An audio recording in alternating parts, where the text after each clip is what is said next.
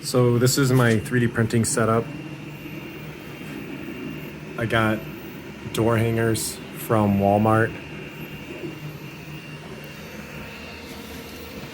And they go way, way back behind the door.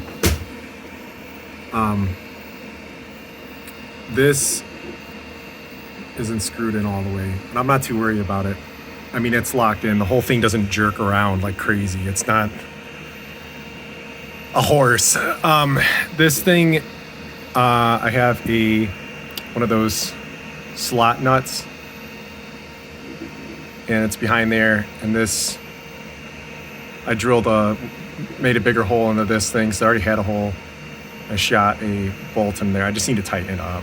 I did the same with the other side, except for it's covered in tape because it's holding wires and stuff out of the way.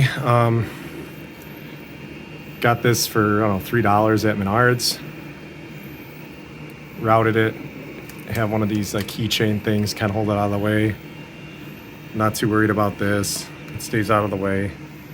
And this is for the light that I got from Creality, from TH3D. Shout out to them for anything worthwhile that I've done to this printer. The customer service is excellent. They have everything you could possibly need for troubleshooting, and it's very easy. Initially, I was having trouble with the board dropping. When you write your code, make sure you have the board go all the way down at the end of the code. And your stop code so it doesn't slam down. You obviously don't want the glass to fall off. But I have this printing. I'll probably link it, a YouTube video on how to automate the printing process.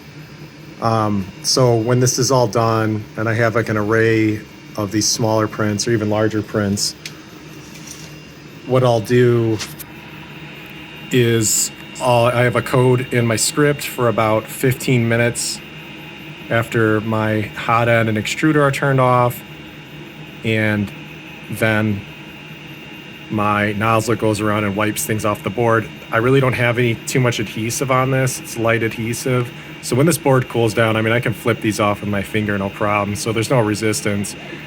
And I'll shoot you the link so you can see how to layer G code so you can automate a process where it prints continuously.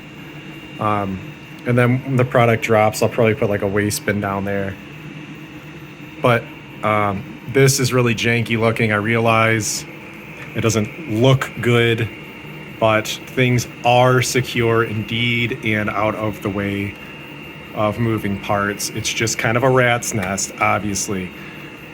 This is held up with some strong high test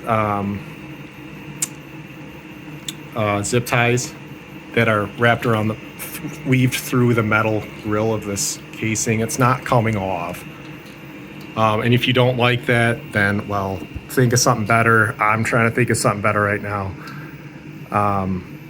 But it'll eventually have a better system. It's on there. It's not going anywhere. And then I just have it routed to my computer. That's pretty much it. That's my setup. I have like my bowden wrapped around here. I routed it this way. Again, this is just angling, and this just rides on this. It's no problem. Only thing I can think of that's going to be an issue maybe is this needs to be brought up a little bit with like some tubing, but then no big deal. Hasn't caused any issues.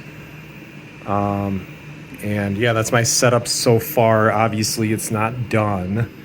But with this setup, if I really wanted to, I could probably pull the door out and put a printer on both sides of the door so they're up out of my way. And that's how I'm going to 3D print a lot for my small manufacturing projects. And there it have you.